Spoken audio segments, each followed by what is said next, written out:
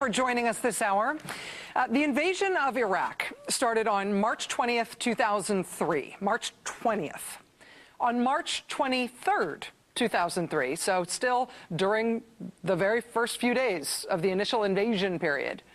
On March 23rd, a long column of vehicles from the 3rd Infantry Division was driving from southern Iraq toward Baghdad when a maintenance company that was part of that big drive to Baghdad got hit by an ambush. And with the nation riveted to the start of that war, to what was supposed to be the shock and awe application of overwhelming force to start what would be definitely a short and triumphant war in Iraq, that ambush on the 3rd day of the war gave the United States of America our first made-for-TV Iraq War household name. The name was Jessica Lynch. She was a diminutive 19-year-old blonde white female West Virginia soldier. But apparently beneath it all, she was a Rambo. On April 3rd, 2003, the Washington Post ran this front page story and photo of Jessica Lynch and told the story of her unbelievable heroism after the ambush on that day 3 of the Iraq War. Private Jessica Lynch, rescued Tuesday from an Iraqi hospital, fought fiercely and shot several enemy soldiers after Iraqi forces ambushed the Army's 507th Ordnance Maintenance Company, firing her weapon until she ran out of ammunition, U.S. officials said yesterday. Lynch, a 19-year-old supply clerk, continued firing at the Iraqis even after she sustained multiple gunshot wounds. She was fighting to the death, the official said. She did not want to be taken alive. Lynch was also stabbed when Iraqi forces closed in on her position, said the Washington Post. Sources also told the paper that after her rescue and her medevac, she was being treated for gunshot wounds and stab wounds. The Pentagon even managed to obtain night vision video footage of American Special Forces rushing into an Iraqi hospital to rescue her. The coverage of that rescue was unbelievably intense. One of the most dramatic moments of this war occurred early Wednesday morning Iraqi time in the dark in Nasiriyah, the rescue of Private First Class Jessica Lynch of West Virginia. NBC's Kerry Sanders was with the 8th Marines when the first tip came in. The rescue operation began with a fierce barrage from the 2nd Battalion 1st Marines, firing on Ba'ath Party headquarters to draw out Iraqi soldiers.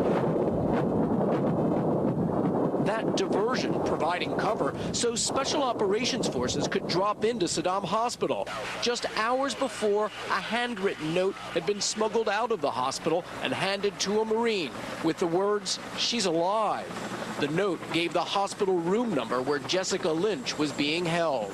Within hours, Army Rangers, Navy SEALs, and Air Force pilots were executing a rescue operation. Inside, the U.S. forces found the Army Private First Class wounded, a gunshot to her leg. Military sources tell NBC News Jessica Lynch had been for several days at another hospital. In this room, her bloody uniform was found. It was torn, her name tag ripped off. Tonight, Jessica Lynch is in Germany, where she will receive medical treatment before heading home. Kerry Sanders, NBC News, Nasiriyah. Later in this broadcast, we'll take you to PFC Lynch's hometown in West Virginia, where the celebrations still are going on. Now to the heroic story of Private First Class Jessica Lynch, the POW rescued earlier this week.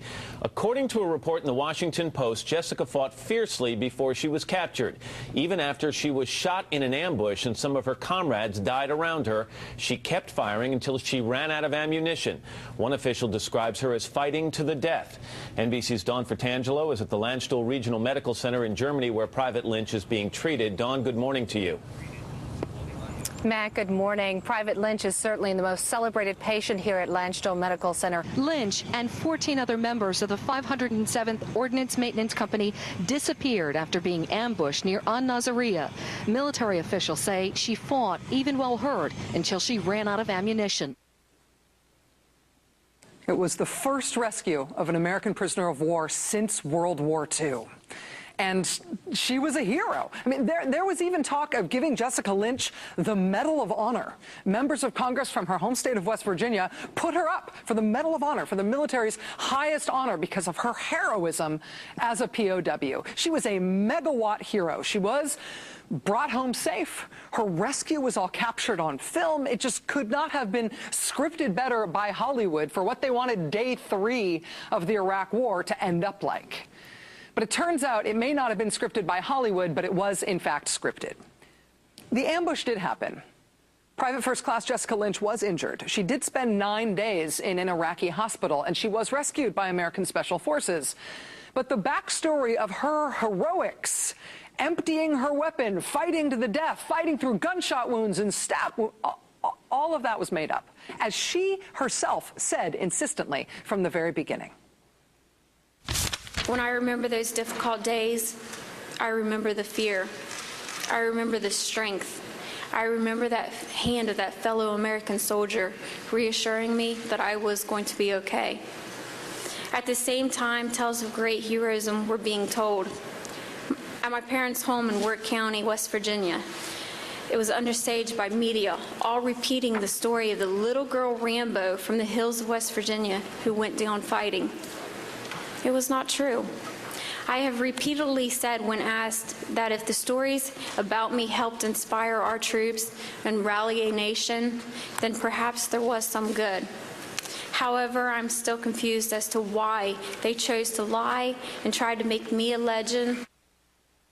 Did you fire your weapon back, and did you kill any Iraqis? No. My weapon did jam, and I did not shoot. Not a round, nothing. Well, you could have just let it go and said nothing. I could have, but I'm not about to take credit for someone or something that I didn't do. Jessica Lynch was the first American prisoner of war rescued since World War II. She was grievously injured in that ambush. 11 members of her company died in that ambush and in the vehicle crashes that it caused, including Jessica Lynch's best friend, who died next to her in that Iraqi hospital in the next bed over. But Jessica Lynch did not go down shooting. There was not a bloody firefight and stabbing. She was not fighting to the death like that headline said in the Washington Post. Incidentally, that article has been disappeared from the online archives of the Washington Post now. You can't find it anywhere. It turns out that the group of vehicles that Jessica Lynch and her company were in, they were supposed to take a detour around the city of Nasiriyah, but they didn't. They took a wrong turn, or more likely it seems like they took a few wrong turns. And they ended up right in the city center. They were supposed to go around the city and not go through it at all. They ended up wrong turn after wrong turn right in the city center, undefended, in territory where the U.S. Army knew there were likely to be attacks or ambushes, and they just drove right into it. It was day 3 of the war. Should that rescue not have happened? Should Jessica Lynch have been left there? Seriously, is that what we think about these things now? Private First Class Jessica Lynch, star of the show of that rescue. If the heroics that the Pentagon made up about her didn't really happen, and they didn't, maybe the U.S. Special Forces who rescued her and the other Americans held in that hospital, maybe they shouldn't have bothered. After all, maybe it was sort of their own screw-up that got them ambushed and hurt and captured in the first place. Is that how we think about these things now? Is that how we think now about that rescue in hindsight, knowing what we know now? Because that kind of a case, that obscenity of a case that maybe some Americans might deserve to be left behind, that is the new cause célèbre on the American right now. That the American prisoner of war, the last and only one still held from either the Iraq War or the Afghanistan War, the American prisoner of war, Bergdahl, he did not deserve to be freed. That the U.S. government working to free him, succeeding in freeing him, that was a shame somehow, because, yeah, sure, he was an American soldier, but he was a bad one. Questions this morning of whether Sergeant Bergdahl was a deserter or potentially a collaborator with the Taliban. Even Pentagon sources confirming to Fox that many in the intelligence community had serious concerns that he not only had deserted his post, but that he may have indeed been working in some way with the enemy. It's pretty clear that he's a looks to me like a deserter or a traitor or both, and why the Obama administration would give away 5 terrorists to get him back is kind of beyond me. Again, 5 Americans were killed looking for him, at least, and I think if anybody needs a phone call or some reassurance or some condolence, it's those 5 families saying, listen, we're really sorry we sent your sons out to get killed looking for this this traitor. And that the one we traded 5 hardened terrorists for himself deserted, got 6 Americans killed. Why are we doing anything to get this guy back? He's ashamed to be an American. He calls America disgusting. He wanted to leave, so he left. He got what he wanted. That is the timber on the American right today. As the country celebrated the return of America's only prisoner of war from the war in Afghanistan, the right decided to condemn the president for getting the soldier freed, and then to condemn the soldier himself. And now, in a special show of Class with a K, they have moved on to attacking the soldier's family. It is Robert Bergdahl, the father, who is also engendering some controversy. He has learned to speak Pashto, the language of the Taliban, and looks like a Muslim. He's also somewhat sympathetic to Islam, actually thanking Allah right in front of the president. Those with sources tell Fox News that in the executive branch, that they're quite baffled by the White House decision to allow the president to stand alongside Sergeant Bergdahl's father. He says he was growing his beard because his son was in captivity. Well, your son's out now. Right. So if you really don't no longer want to look like a member of the Taliban, you don't have to look like a member of the Taliban. Are you out of razors? On the American right, in Republican politics and in conservative media, there apparently is nothing to celebrate in an American prisoner of war coming home after 5 years, because look at his dad. He looks like a Muslim. The administration's response and the U.S. military's response to all of this has so far been fairly calm, but also pretty forceful.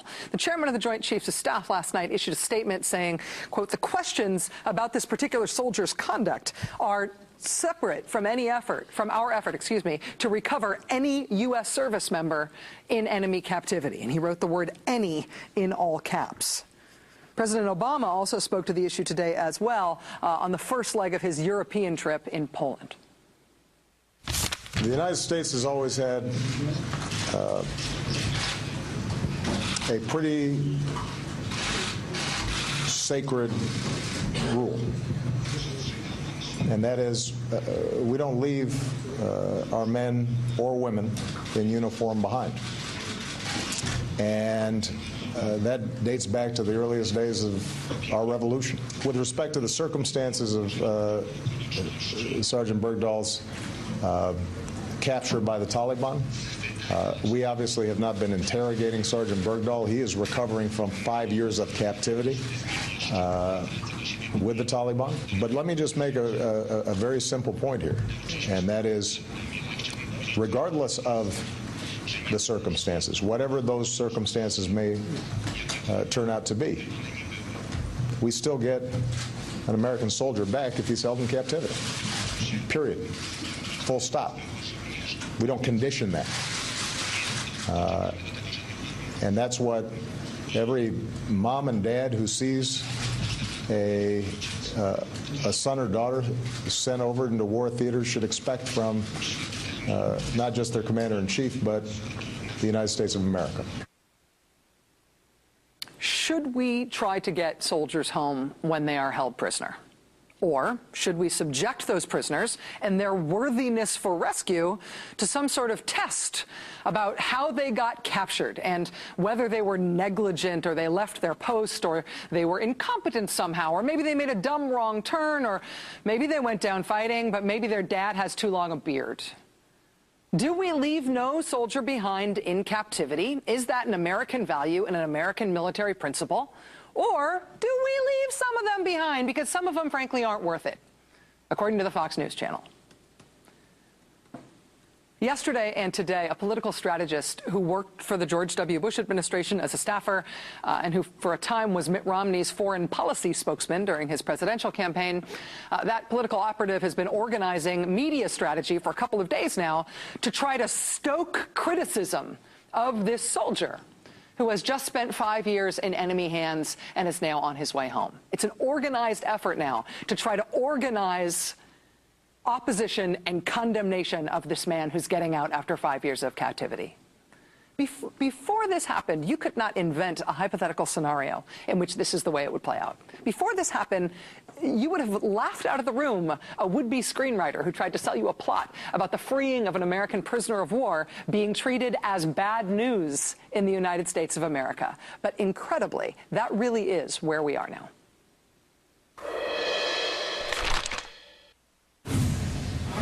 The heroic saga of Private Jessica Lynch, captured after bravely fighting till she ran out of bullets, shot and stabbed, rescued in a daring midnight raid that boosted morale in a country discouraged by a war bogged down in its third week.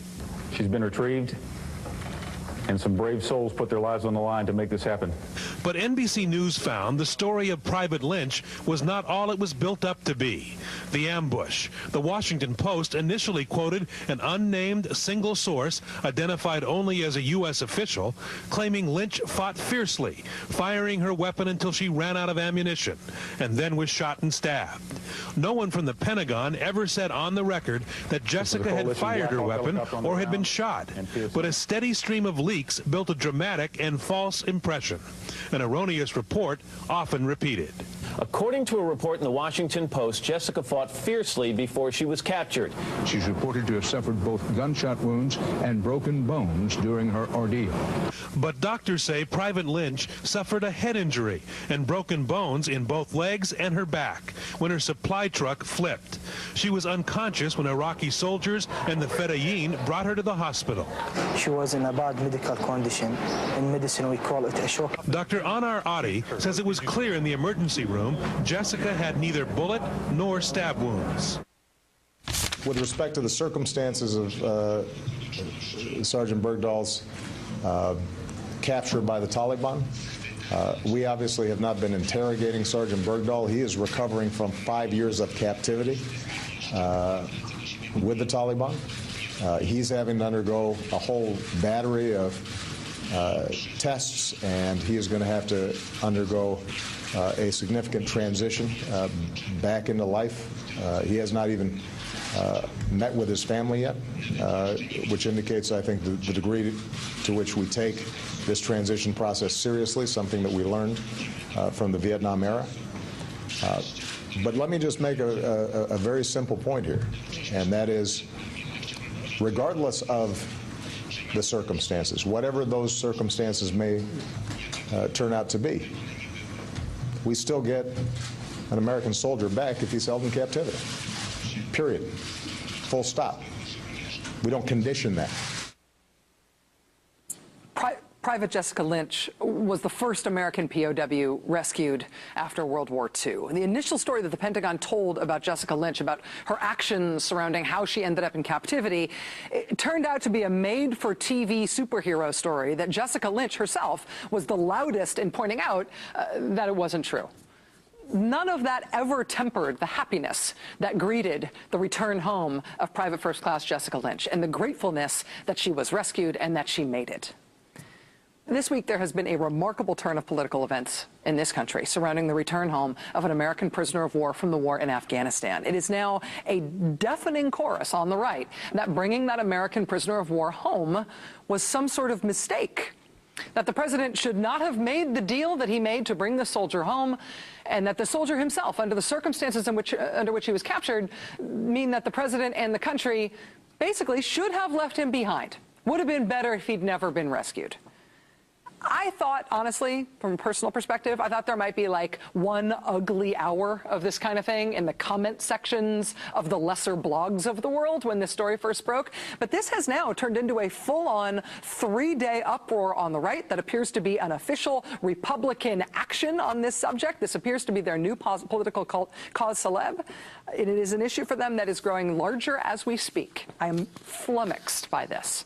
Joining us now is Patrick Murphy. He served in Iraq in 2003 and 2004 with the 82nd Airborne. He earned the Bronze Star for his service. He's a former congressman from Pennsylvania, and he's now the host of Taking the Hill here on MSNBC. Patrick Murphy, it's great to see you. Thanks for being here. You too, Rachel.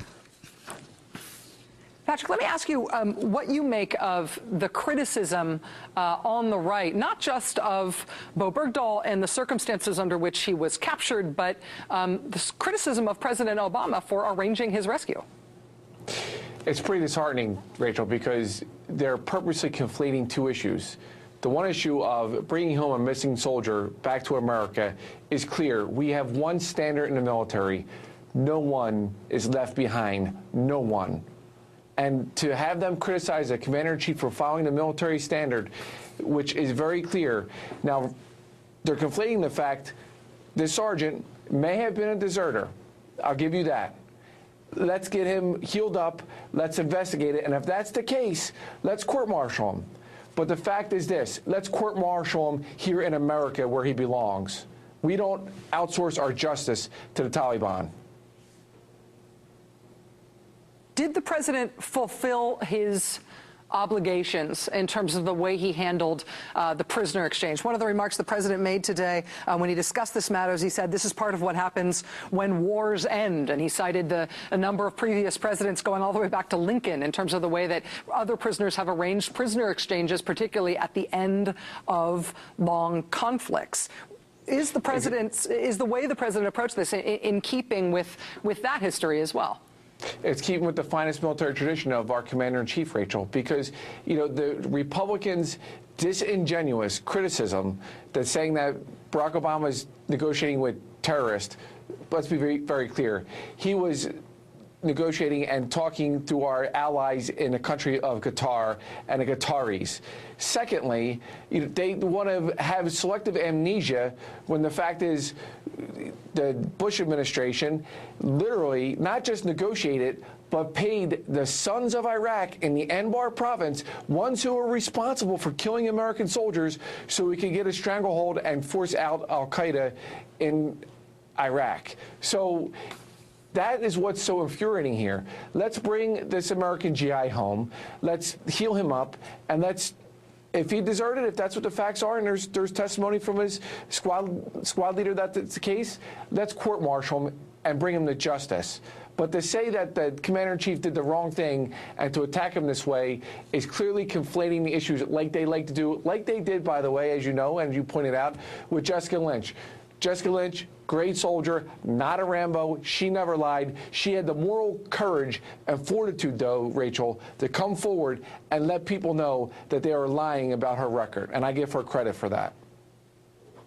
Patrick, let me just ask you one last question, and it is a political question. As you say, there isn't a reason to conflate the actions of Sergeant Bergdahl and the wisdom and the ethics of whether or not he should have been brought home as an American soldier in captivity. On the former question, though, the military does say that it's going to essentially open a new round of investigation, a new investigation into the circumstances under which he was taken.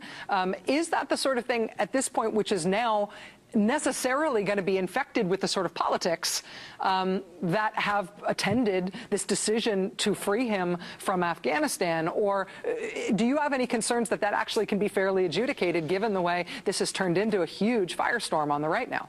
Yeah, I mean, the fact that they're making such a big deal that we're bringing an American GI home, and if the facts come out that he may have deserted and may have been potentially aiding the enemy, the Taliban, you know, potentially, because no one knows what the case is. Of course, that trial is going to be very politically charged. Now, I have confidence in the military justice system. You know, they'll select a jury, all that stuff. But I can only imagine. Luckily, President Obama does not make the decision whether he's tried a court-martial or not. That's within the chain of command of the sergeants. Patrick Murphy, Iraq War vet, former congressman, the host of Taking the Hill here on MSNBC, the next new installment of which airs on Sunday, June 22nd. Patrick, thank you for being with us and helping us through this tonight. I really appreciate it, man. Thanks, Rachel. All right. Not every Senate primary campaign results in 4 arrests, actual arrests by the police and mugshots and everything before the voting happens. But that means that this year is just a little special.